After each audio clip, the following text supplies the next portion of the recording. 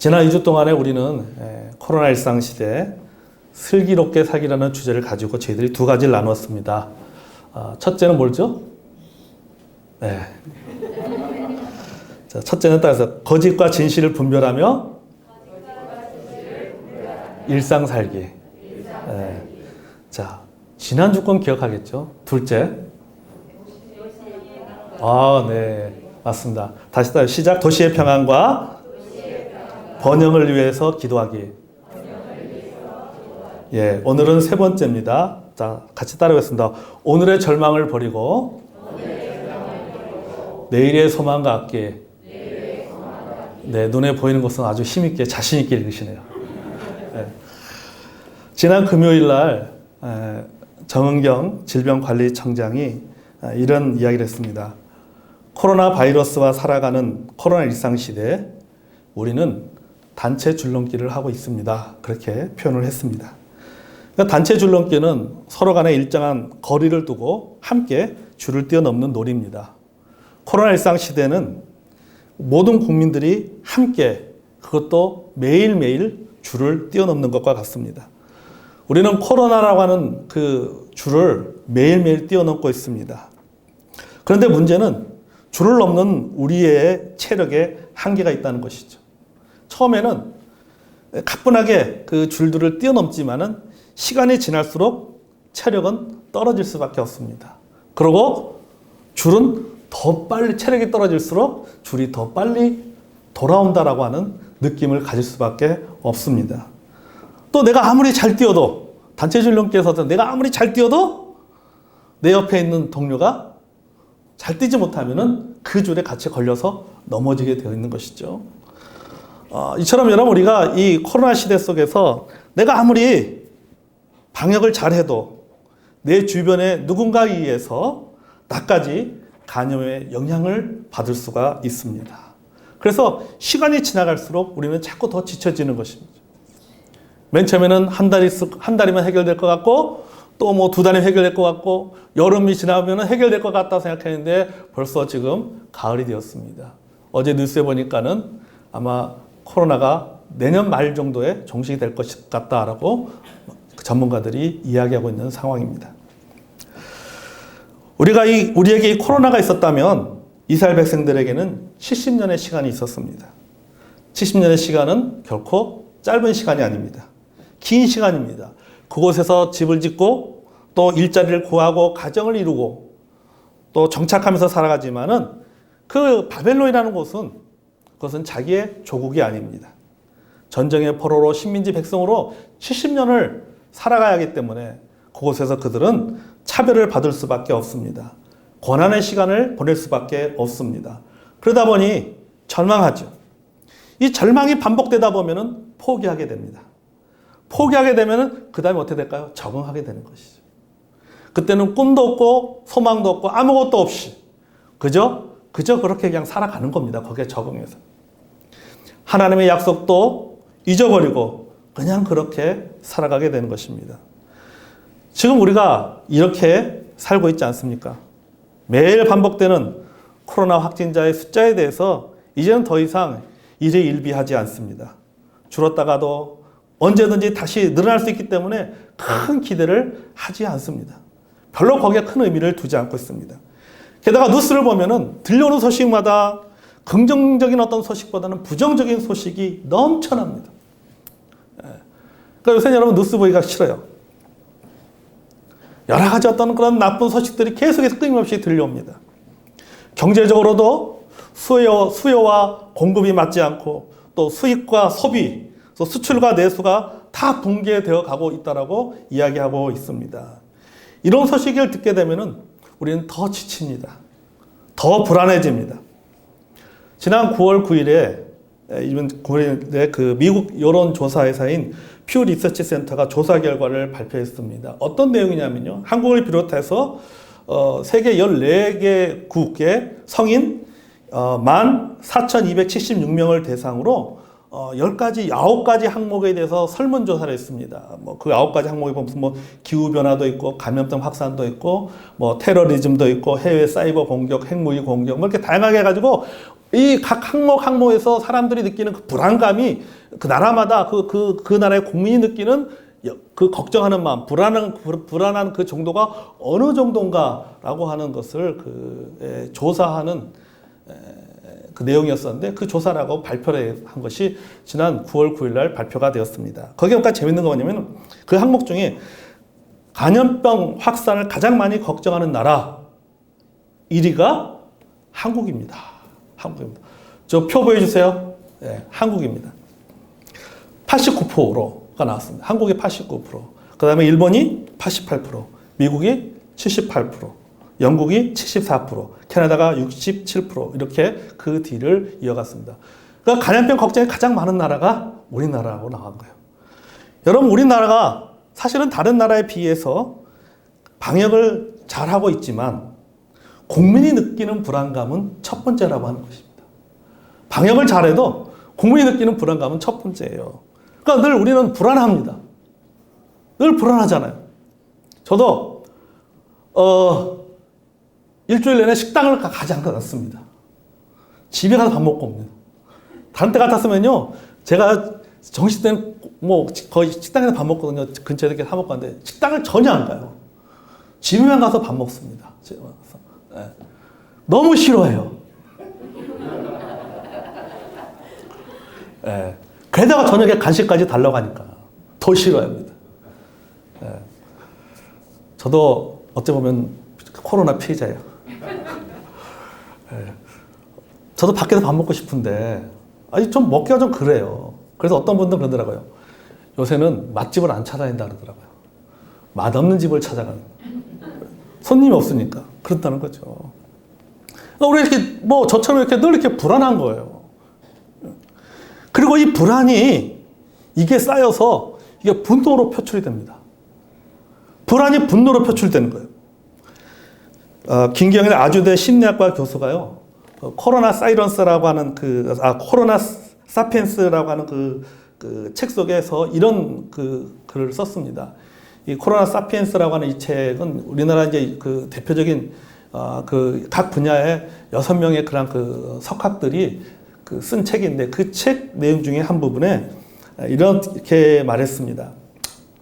이게 코로나 사피엔스가 뭐냐면, 여러분 좀 그러니까 코로나 시대를 살아가는 현대인들, 그러니까 신인류, 그러니까 지금 우리를 말하는 것이죠. 우리가 겪고 있는 어려움들을 그 책 속에 썼는데, 그 책 속에 이런 내용이 있었어요. 사실과 진실이 있다라고 하는 것입니다. 사실과 진실이 있는데, 사실은 뭐냐? 사실은 실제적으로 있었던 일들, 지금 우리가 눈에 보여지는 현상들이 사실인 것이죠.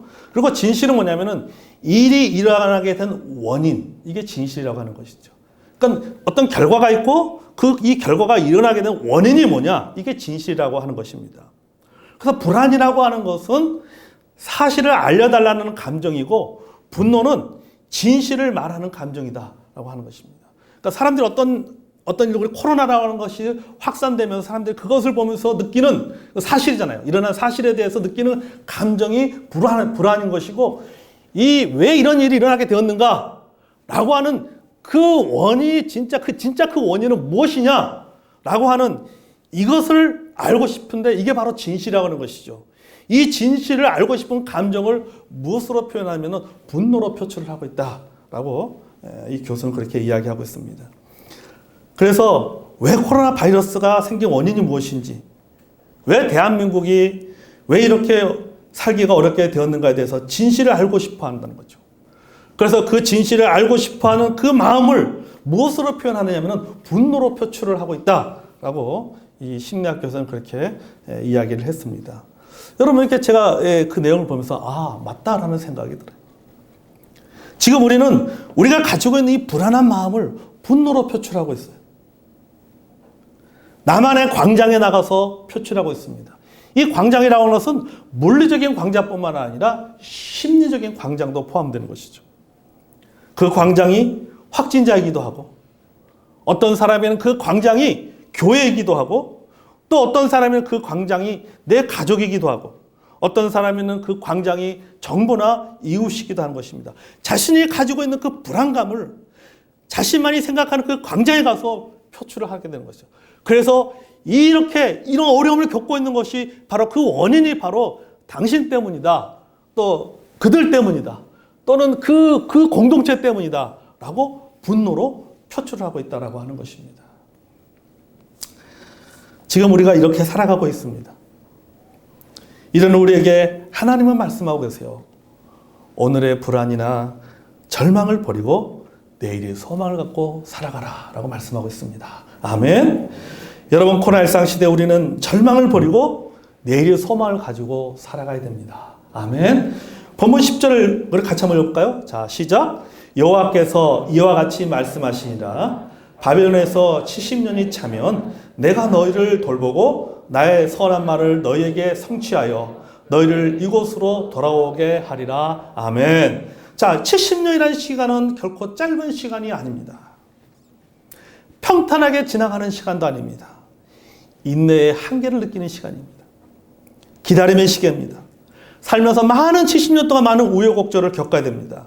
절망하기도 합니다. 그래서 70년이 아니라 50년이면 좋겠습니다. 50년이 아니라 10년이면 좋겠습니다. 10년 아니라 거짓 선지자 하나냐가 주장하는 것처럼 2년이면 좋겠습니다. 그러나 이것은 희망사항이에요. 희망사항에 불과한 거예요. 내가 희망을 해도 여전히 70년을 기다려야 됩니다. 70년을 참아야 됩니다. 이 70년의 시간을 견디고 기다리기 위해서는 무엇이 필요하냐면요. 소망이 필요한 거예요. 소망. 희망이 필요한 게 아니에요. 소망이 필요합니다. 소망이 없으면요. 불가능합니다. 소망이 없으면은 중간에 포기하고 말게 되는 것입니다. 이 대학교 심리학과 연구원들이요. 이런 그 실험을 하는데 이 실험의 목적은 뭐냐면은 어려운 상황 속에서 이 어려운 상황을 어떻게 역동적으로 그것을 극복해 나가는가라고 하는 그 목적을 가지고 이제 실험을 하게 되었습니다. 어떻게 실험하냐면 2개의 큰 통에 물을 부었습니다. 물을 붓고는 이 그 한 통에는 뚜껑을 닫았어요. 뚜껑을 닫으니까는 햇빛도 안 들어가고 산소도 안 들어갑니다. 또 다른 한 통에는 그냥 뚜껑을 닫지 않았어요. 그러니까 햇빛도 들어오고 산소도 공급이 되는 것이죠. 그 양쪽 그 통 속에 쥐를 한 마리씩 실험쥐를 집어넣었습니다. 이 뚜껑이 닫혀져 있는 빛이 차단되고 산소가 들어가지 않은 물통 속에 들어가 있는 그 쥐는 맨 처음에 열심히 헤엄을 치다가 자기에게 빛이 들어오지 않는다는 것을 인식했는지 어느 순간 수영하는 것을 멈춥니다. 그리고 4분 후에 물속으로 가라앉아서 죽게 됩니다. 또 다른 햇빛이 들어오고 또 그 산소가 공급되어지는 이 통 속에 들어가 있는 이 쥐는 열심히 헤엄을 칩니다. 무려 36시간 동안 헤엄을 치는 거예요. 그러니까 이 실험을 통해서 뭐냐면 사람이 어떤 소망을 갖고 살아가는 것이 얼마나 중요한가를 심리적으로 보여주고 있다라고 이야기를 하고 있습니다. 그러니까 사람이 아무리 힘들어도 어려워도 소망이 있으면 살 수가 있습니다. 아멘. 문병량 시인이 쓴 시 중에 이런 식구가 있습니다. 얼음장 밑에서도 고기는 헤엄을 치고 눈보라 속에서도 매하는 꽃방울을 튼다.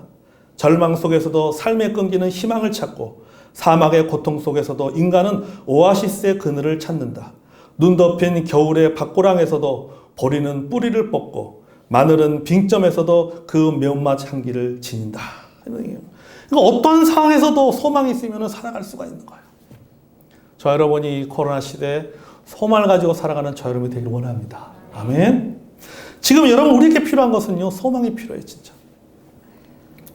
우리의 소망은 일이 잘 풀렸으면 좋겠다. 내가 하는 일이 잘 풀렸으면 좋겠다. 우리 자녀들이 잘 됐으면 좋겠다.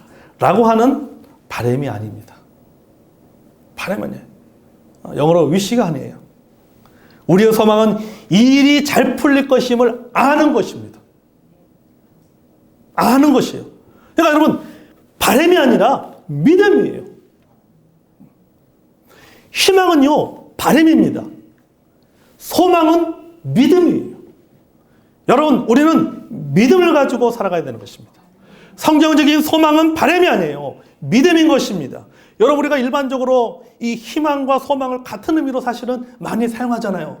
뭐 소망으로 표현했다고 하고 또 희망으로 표현하기도 하겠다고 거의 같은 의미로 사용하지만은 그런 엄밀히 따지면은 다릅니다. 무언가에 대해서 기다림을 한번 생각해 보겠습니다.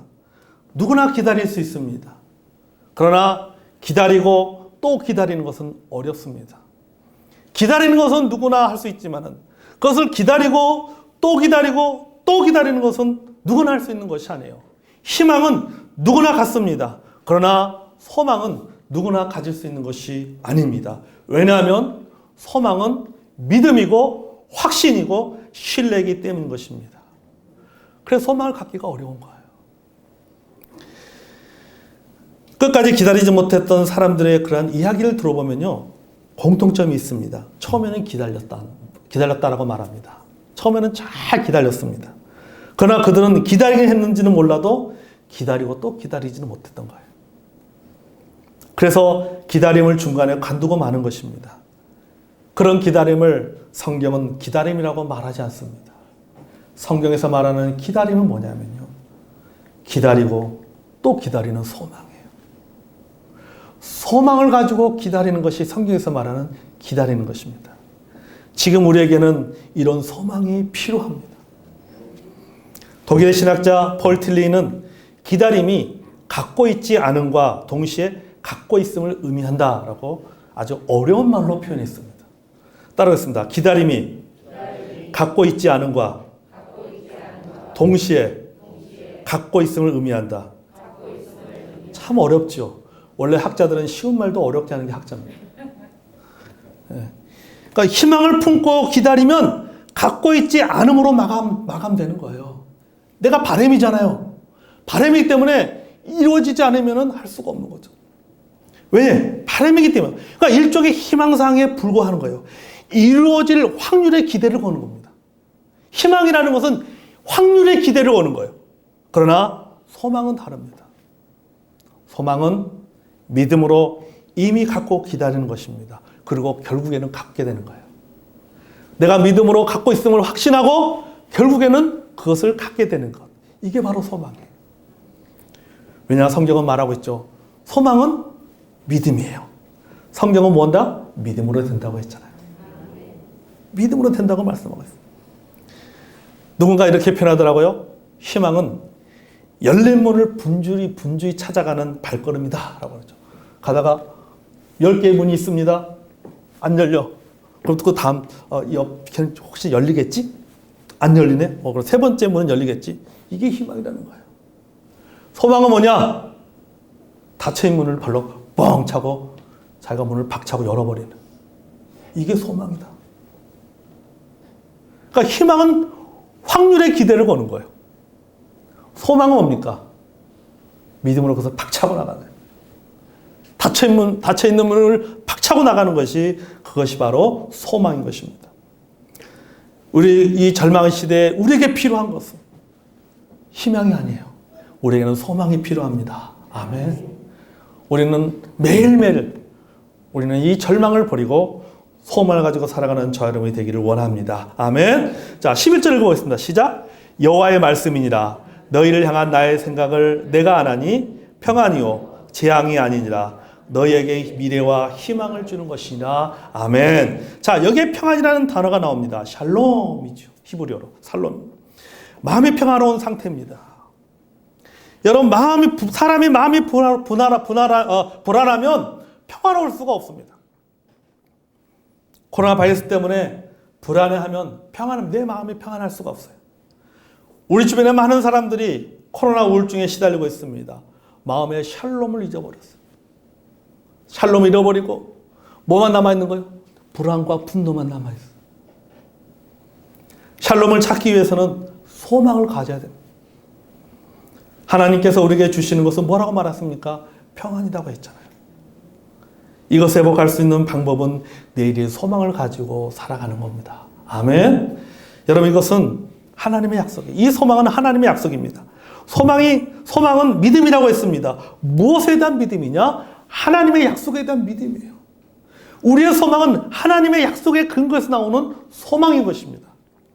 여러분, 하나님 분명히 말씀하셨습니다. 오늘 본문에도 보면은 10절에도 보면 여호와께서 이같이 말씀하시니라. 11절에도 보면 여호와의 말씀이니라. 14절에도 보면 이것은 여호와의 말씀이니라고 이렇게 기록되어 있습니다. 그러니까 하나님께서 말씀하셨어요. 하나님의 약속입니다. 70년이 차면 내가 너희를 예루살렘으로 돌아오게 하겠다. 내가 너에게 주는 것은 재앙이 아니라 평안이다. 미래 너에게 소망을 주는 것이다. 이렇게 말씀하고 있습니다. 여러분, 우리의 소망은 하나님의 약속에 대한 믿음의 근거에서 나옵니다. 아멘. 그래서 여러분, 하나님의 약속은요, 과거와 현재와 미래를 하나로 묶어주는 아주 강력한 실타래와 같은 거예요. 그러니까 하나님의 약속은 지금 현재만 존재하거나 지금 미래만 존재하는, 미래만 이루어지는 것이 아니라 하나님의 말씀은 나의 과거만이 아니라 그 과거와 지금 내가 살고 있는 현재와 내가 앞으로 살아가야 될 그 미래까지도 하나로 묶어주는 거예요. 그러니까 우리는 어디서 지금 살아가고 있는가? 하나님의 말씀 안에서 살아가고 있는 거예요. 그래서 예레미야는 표현하기를 하나님의 계획이라고 표현하잖아요. 우리는 하나님의 계획 가운데 살아가고 있는 것입니다. 여러분, 따라하겠습니다. 하나님의 약속은 과거에 맺어지고 미래에 완성될 약속이고 현재를 지탱해주는 힘이다. 아멘. 여러분, 하나님의 약속이 우리 현재를 지탱해주는 힘입니다. 그 말은 내가 오늘 하나님의 약속에 대한 그 소망을 가지고 살아가는 것이, 그 소망이 내가 오늘 살게 만드는, 지탱하게 만드는 힘이 된다는 말씀이에요. 아멘. 그렇기 때문에 우리는 소망을 가지고 살아가야 됩니다. 코로나19 시대 우리가 가져야 될 내일의 소망은 하나님의 약속에 대한 믿음입니다. 하나님의 약속에 대한 믿음이 소망으로 표현되는 것입니다. 예레미야 31장 33절 말씀 같이 읽겠습니다. 자, 우리 예레미야 31장 33절. 자, 나오죠? 자, PPT에 나옵니다. 자, 같이. 자, 31장 33절. 예, 안 나오나요? 없습니까? 예, 그러면 같이 한번 읽겠습니다. 자, 자, 31장 33절 시작. 그러나 그날 후에 내가 이스라엘 집과 맺은 언약은 이러하니 곧 내가 나의 법을 그들의 속에 두며 그들의 마음에 기록하여 나는 그들의 하나님이 되고 그들은 내 백성이 될 것이라. 여호와의 말씀이니라. 아멘. 여기 보세요. 그들의 속에 두고 그들의 마음에 기록하여. 히브리 말로는 새기다. 그들의 마음에 새기다. 하나님의 말씀을, 하나님의 약속이 어디에 새겨지는 거예요? 마음에 새겨지는. 여러분, 우리의 마음속에 하나님의 약속이 새겨져 있습니다. 이것이 우리로 하여금, 하나님의 말씀이 내 마음속에 새겨져 있기 때문에 이것이 우리로 하여금 절망을 버리고 소망을 가지고 살아가게 하는 힘이 됩니다. 아멘. 우리가 매일매일 지금 살아가는 삶이 힘들고 어렵지만 그럼에도 불구하고 내가 매일매일 살아갈 수 있는 힘이 어디 있습니까? 하나님의 말씀에 있는 거예요. 교회 오면은 여러분 회응하잖아요. 지난주도 없고 지난주도 없고 주일날 우리 집사님들 앉아서 예배를 드리면 그래도 절망하지 않는 이유는 뭐냐면은 하나님의 말씀이 내 마음속에 새겨져 있기 때문에. 그래도 하나님 말씀을 성도들과 나눌 수 있다는 것에서 감사하는 거죠. 사실 여러분 그렇지 않습니까? 이 어려운 시기에 우리가 매일매일 그래도 살아갈 수 있는 힘은요, 하나님이 내게 주신 약속밖에 없습니다. 아멘. 매일 우리는 그래서 하나님 약속을 붙잡고 살아가야 돼. 그게 내가 오늘을 지탱해낼 수 있는 힘이 되어지는 것이 하나님의 말씀이기 때문에 하나님 말씀을 붙잡고 살아가는 저와 여러분이 되기를 원합니다. 아멘. 코로나19 시대를 우리가 슬기롭게 살아가기 위해서는 오늘의 절망을 버리고 내일의 희망을 갖고 살아가야 돼, 소망을 갖고 살아가야 됩니다. 그런데 이런 태도가 항상 지속되는 것이 아니에요. 이 사람의 마음이라고 하는 것이, 이 신앙이라는 것이 항상 좋은 경우만 있는 게 아니잖아요. 항상 내 상태가 최상의 상태만 있는 것이 아니라 이게 오르락내리락 한다는 거지. 우리 다 그렇잖아요. 믿음도 좋았다가 나빴다가, 감사했다가 원망했다가 이렇게 오르락내리락 합니다. 그렇기 때문에 이런 우리를 향해서 하나님은 다시 한번 말씀하고 있는 것입니다. 본문 12절 13절 같이 읽어볼까요? 자, 12절 13절 시작. 너희가 내게 부르짖으며 내게 와서 기도하면 내가 너희를 기도를 들을 것이요 너희가 온 마음으로 나를 구하면 나를 찾을 것이요 나를 만나리라. 아멘. 여러분, 그래서 뭡니까? 기도해야 되는 거예요. 우리가 오늘의 소망을 가지고 매일매일 하나님 앞에 기도해야 되는 거예요. 왜? 내가 오늘의 소망을 가지고 살아가지만은 내일 또 절망할 수 있는 거예요. 내일 또 절망. 그렇기 때문에 매일매일 내가 하나님 앞에 나가는 것과 삶이 필요한 거예요. 하나님 내게 내 마음에 새겨준 그 약속의 말씀을 붙잡고 매일매일 하나님 앞에 나가 기도하고 하나님을 만나는 것이 필요합니다. 아멘. 예레미야 33장 2절 3절입니다. 같이 한번 읽겠습니다. 시작. 이를 행하는 여호와 그것을 지어 만들어 성취하시는 여호와 그 이름을 여호와는 이가 이와 같이 이르시도다. 너는 내게 부르짖으라. 내게 응답하겠고 내가 알지 못하는 크고 은밀한 일을 내게 보이리라. 아멘. 자, 누구에게 말씀하신 거예요? 예레미야에게 말씀하시는 거예요. 지금 이 상황이 어디에 있을 때입니까? 예레미야 33장의 상황에 보면요, 예레미야가요 너희들이 70년 동안 포로 생활할 것이다 라고 말한 것 때문에 고난당하고 어려움을 당해가지고 감옥에 갇혀있을 때예요. 감옥에 갇혀있을 때 하나님께서 예레미야에게 말씀하시는 겁니다. 넌 내게 부르짖으라. 내가 내게 응답하였고 내가 알지 못한 크고 비밀한 일을 내게 보이리라. 감옥이라는 상황 속에서 절망할 수 있지만 하나님 말씀하시는 거죠. 부르짖으라. 여러분, 이 코로나 시대에, 일상 시대에 여러분, 우리가 소망을 놓지 않고 계속 살기 위해서는 우리가 매일매일 하나님 앞에 나가 기도하는 삶이 필요한 거예요. 시편 40편 1절과 2절입니다. 우리 같이 한번 읽어봐요. 시편 40편 1절 2절 시작. 내가 여호와를 기다렸더니 귀를 기울이사 나의 부르짖음을 들으셨도다. 나를 기가 막힐 웅덩이와 수렁에서 끌어올리시고 내 발을 반석 위에 두사 내 걸음을 견고하게 하셨도다. 아멘. 여기 보십시오. 기가 막힐 웅덩이라잖아요. 기가 막힌 웅덩이. 이 기가 막히란 말이 히브리어 뜻으로는요, 끔찍하이란 뜻이에요. 또 소름이 끼치는 이란 뜻입니다. 아주 끔찍하고 소름이 끼치는 그 상황에서, 그 다음에 뭡니까? 웅덩이와 수렁이는 사람의 힘으로는 도저히 빠져나올 수 없는 절망적인 상태입니다. 이런 끔찍한 상황, 내 힘으로는 도저히 빠져나올 수 없는 이 상황 속에서 사람이 할 수 있는 것은 기도밖에 없어요. 여러분, 이 코로나라고 하는 이 기가 막힐 수렁과 웅덩이에 빠져있는 우리가 할 수 있는 것은 무엇입니까? 기도밖에 없잖아요. 우리가 할 수 있는 것이 뭐가 있겠어요? 기도밖에 없는, 기도밖에. 그러면 여러분, 우리가 오늘의 절망을 버리고 내일의 소망을 갖고 하나님 앞에 나가 기도해야 됩니다. 아멘. 이것이 코로나 일상 시대를 슬기롭게 사는 비결입니다.